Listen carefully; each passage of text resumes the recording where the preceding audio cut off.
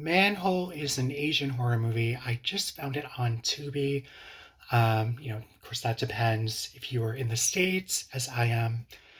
This is a pretty interesting horror movie. It's about groups of people basically walking home from drinking or walking home from work, and they basically get kidnapped and get taken hostage down the manhole, which is, underground in the sewer area.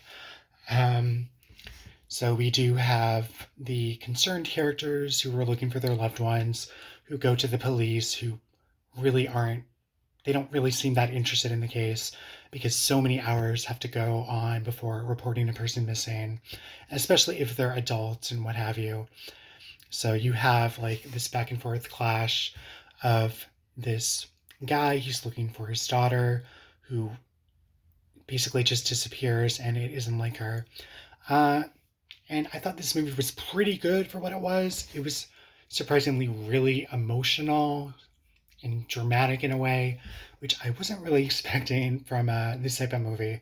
But Asian horror tends to hit differently. You have themes of abuse, assault, and themes like that.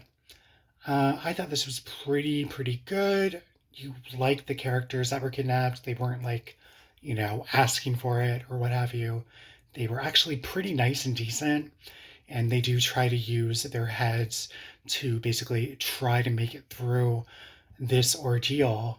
They're basically stuck underground with this serial killer who enjoys watching people and trying to kidnap them and capture them, hold them hostage, and an array of awful things happens to them. Uh, so I was happy to find this on Tubi. I'd wanted to watch it for a really long time. And of course, it kind of reminded me of other cases where people did go into these manholes to basically retrieve a cell phone or what have you. And unfortunately for them, they passed out.